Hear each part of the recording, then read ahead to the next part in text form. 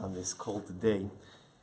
I want to begin a short series between now and the Yom Tov of Pesach to really focus on our preparation for the Seder and to focus on our preparation for this beautiful Yom Tov. We know that the Pesach Seder is not simply an event that occurs in Eretz Yisrael for one night, outside of Eretz Yisrael for 2 nights, and is to be a self-contained experience. But we know the Seder sets the tone ultimately for the Yom Tov of Pesach, and by extension really sets the tone for the entire calendar, sets the tone for the entire coming year. So as such, over the next few days, what I hope to do is to give a few short shiurim on the various parts of the Seder, starting from the beginning, Kadesh, working our way all the way, hopefully, till the end of the Seder, to try to point out some interesting ideas, some interesting nuances, in a way of enhancing this a meaningful Seder experience, or creating a meaningful Seder experience.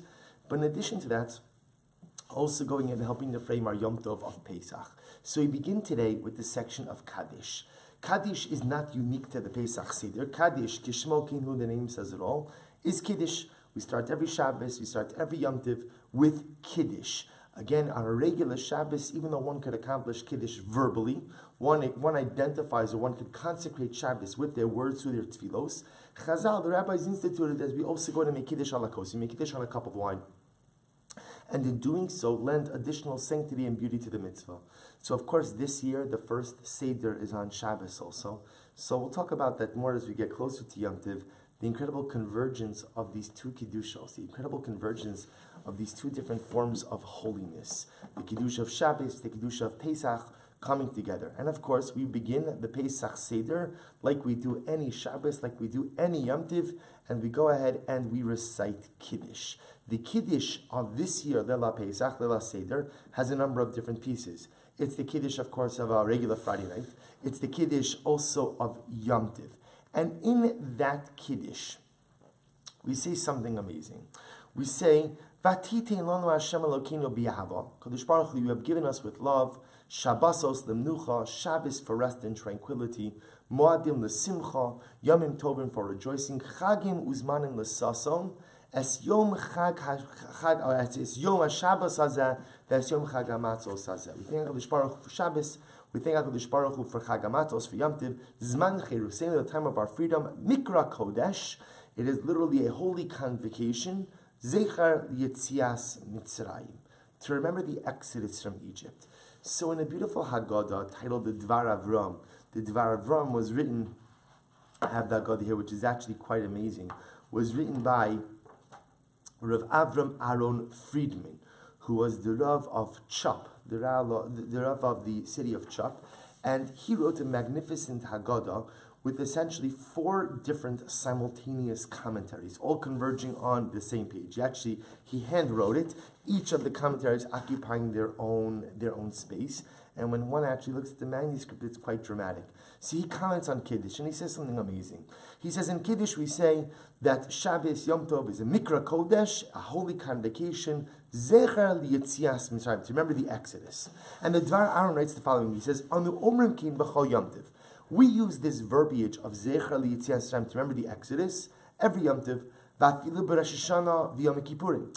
The truth is, this phrase of Zecher Liyetzias Mitzrayim is a phrase that shows up in Kiddush throughout the year. Every Shabbos, every Yom Tov, when we make Kiddush, we always say Zecher Liyetzias Mitzrayim, to remember the fact that we left Egypt. So ask the Dvar Aaron something amazing. He says, even on Rosh Hashanah, even Yom Kippur, we say Zecher Liyetzias Mitzrayim as a remembrance to the Exodus from Egypt. And he writes the following, V'hu time aboy. This requires explanation. Atu kol Yom Tov Zecher Liyetzias Mitzrayim, is every single Yom Tov a remembrance to the Exodus. V'halo Rosh Hashanah hu Yom Adin Yom Trua, V'Yom Kippurim Nechilas Avonos, U'Shvuos Matan Torah, U'may Inyan Eila Liyetzias Mitzrayim. So the Dvar Aaron, the Rav of Chop, asks a very simple question. He says, I don't understand. Rosh Hashanah is a day of judgment. Yom Kippur is a day of forgiveness. Shavuos is the day when we relive and recreate Sinaitic revelation. What do these days have to do with Exodus? What do these days have to do with Yetzias Mitzrayim? In other words, and again, the question is even more profound because in general, Shabbos, Every single Shabbos we go ahead and we say in Kiddush that we're observing the Shabbos Zecher L'Yetzias Mitzrayim, to remember the Exodus. That's not true. Shabbos is a commemoration of creation. Shabbos is a commemoration of the fact, or recognition of the fact that HaKadosh Baruch Hu is the ultimate creator. I might create 6 days of the week, but HaKadosh Baruch Hu is the ultimate creator. But yet, in all of these occasions, we still say Zecher L'Yetzias Mitzrayim, to remember the Exodus. What's the pshat? Umay inyan eila liyetzias. What do these days have to do with Egypt? V'ulay yesh lomer. He says something beautiful. D'minyas hamalocha b'yamim ha'ila hu zecher liyetzias mitzrayim. So I'll translate his words and we'll explain the concept afterwards. He says it could be that the cessation from malacha, the cessation from engaging in constructive, dynamic activity on Shabbos and on Yom Tiv is zecher liyetzias mitzrayim. That's the remembrance to the Egyptian Exodus. Dihine, b'mitzrayim hayu yisrael mishubadim b'tachlis hashibud v'lo haisa lahem menucha lo bayom v'lo balayla.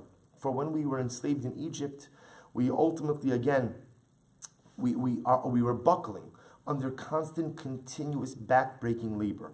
V'lo haisa lahem menucha. We had no rest. Lo bayom v'lo balayla. Not by day, not by night. Therefore, the Ribbon Shalom, when we left Egypt, gave us the concept of Shabbos, gave us the concept of Yom Tiv. Umana bahem asiyas malacha. And what's the hallmark of Shabbos, the hallmark of Yom Tiv?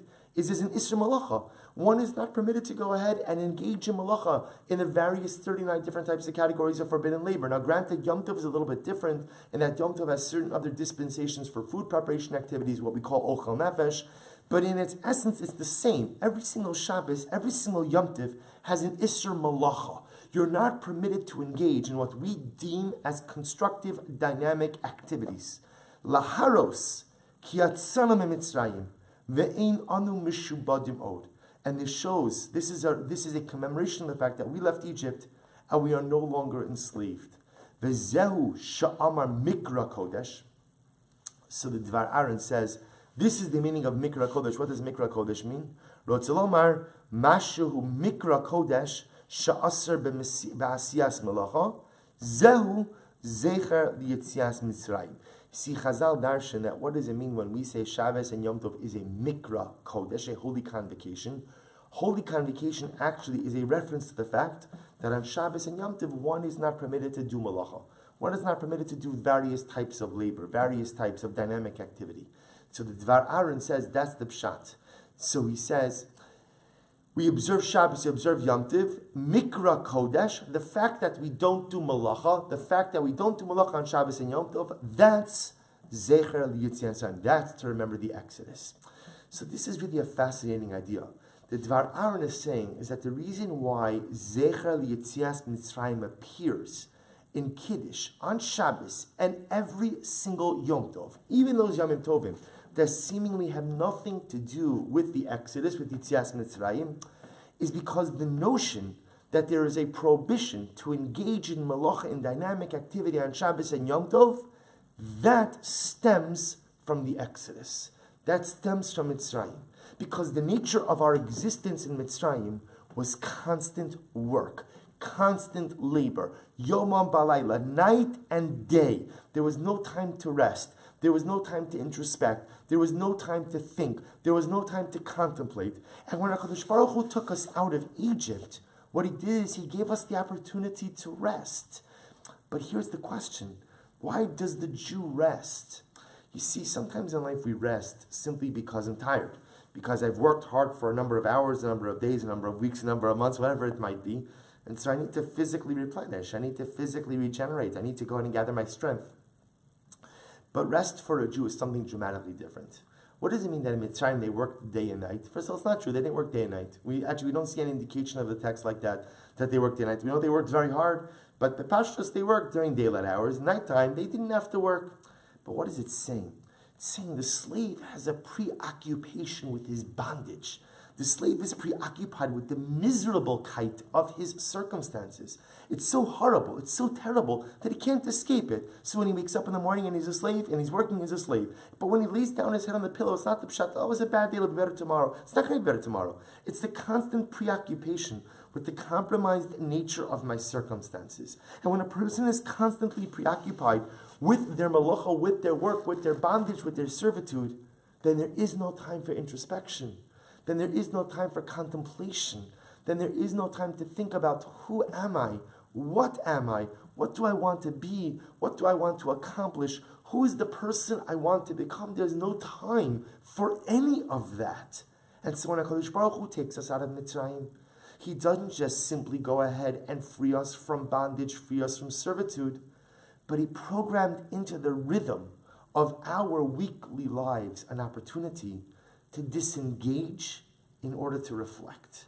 An opportunity to stop for a little bit, to stop working, to stop forging forward, to stop constantly moving, and to take a little bit of a step back, and to be able to go ahead and contemplate and think about who and what we are.